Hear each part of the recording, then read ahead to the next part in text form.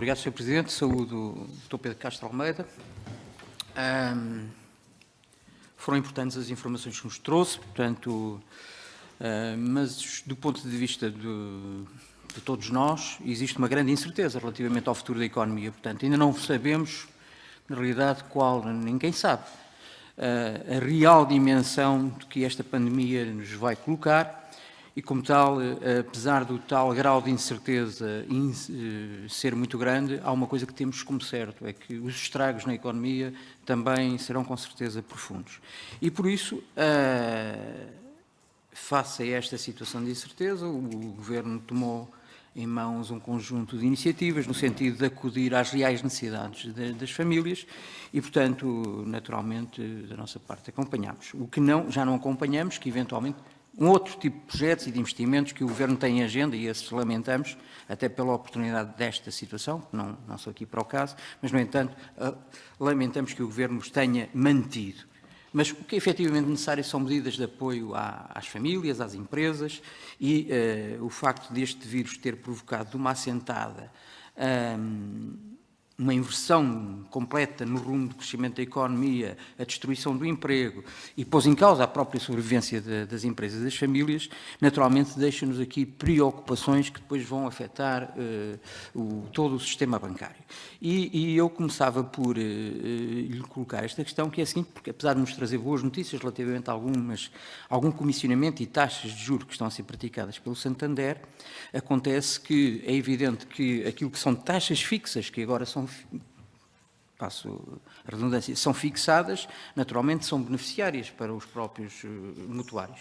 Mas existem muito crédito com base em taxas variáveis e essas sabemos que por força de resto já das agências de rating que antecipam já aumento de créditos problemáticos, aumentos de provisões, aumentos de imparidades. Portanto, eu pergunto até que ponto vai ser possível continuar numa situação de pós-pandemia, de recuperação da economia.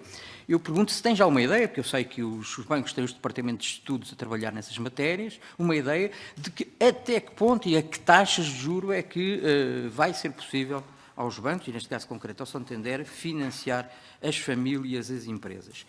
E, portanto, esta preocupação tem exatamente a ver com isso. A vida para além da crise. Diz-nos a Associação Portuguesa de Bancos que hoje em dia a banca está muito bem capitalizada e que é possível a ajuda por parte da banca às famílias, às empresas, que os bancos têm melhores rácios de capital que na anterior crise, que estão mais confortáveis em termos de liquidez, que há mais dinheiro que na crise anterior, que existiam apertos e constrangimentos muito grandes. O próprio Governo criou aqui uma ideia de um certo facilitismo para as famílias e para as empresas, portanto, dava até a ideia na semana passada que as pessoas iam ao banco e que todas elas traziam apoio, mas, aliás, são bastante úteis estas nossas audições porque estamos a chegar à conclusão que naturalmente a banca está cá para ajudar, mas com regras, de forma prudencial, como sempre a banca o fez, e, portanto, apesar da banca estar a encarar esta crise como uma boa oportunidade para ajudar a economia, acontece é que, se no passado a banca tinha algumas dificuldades em encontrar procura de crédito, essa procura de crédito muito provavelmente vai aumentar. E não sei até que ponto é que à própria banca esse aumento de procura de crédito será de veras interessante. Portanto, até porque esse aumento de procura parece-me a mim que não será pelos melhores motivos. E nessas circunstâncias eu pergunto se o Santander embora tenha neste momento linhas disponíveis e ao que me pareceu, vive de uma sustentabilidade bastante interessante, de resto de rácios de capital próximo dos 20%, eu pergunto se para o futuro, e provavelmente tem tudo isso em termos de médio e longo prazo medido, se é possível continuar a financiar as empresas, as famílias, nos mesmos termos em que o podem fazer hoje.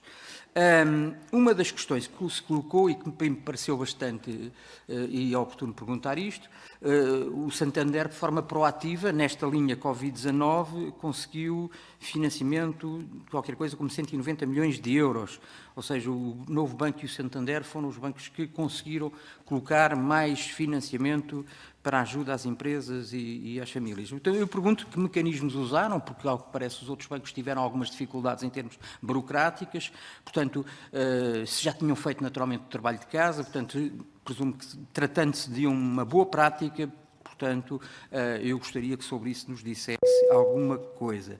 Vou terminar, Sr. Presidente, pedir-lhe que beneficiar daquilo do tempo que também que os colegas anteriores beneficiaram e, portanto, só mais uma outra questão.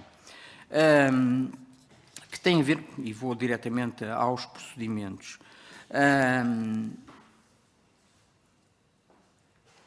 ainda nesta última questão que respondeu ao Sr. Deputado do Partido Socialista, existem duas linhas de Covid-19, uma primeira e uma segunda. Essa segunda, a qual o Sr. Presidente já respondeu dizendo que sim, que estão a proceder a essa mudança. E, portanto, a segunda é bastante mais favorável que a primeira, seja do ponto de vista dos prazos de pagamento, dos prazos de carência, dos montantes máximos das operações e, portanto, uma vez que vai haver essa possibilidade de refazerem todas essas operações, muito provavelmente também muitas destas questões se vão colocar. Por exemplo, houve empresas que com certeza deram avalistas, portanto, forneceram penhoros ou fianças. Houve outras que pediram determinados montantes, mas que, entretanto, não puderam aceder aos montantes que, na realidade, pretendiam. Portanto, eu pergunto de que forma vão operacionalizar esta mudança. Muito obrigado.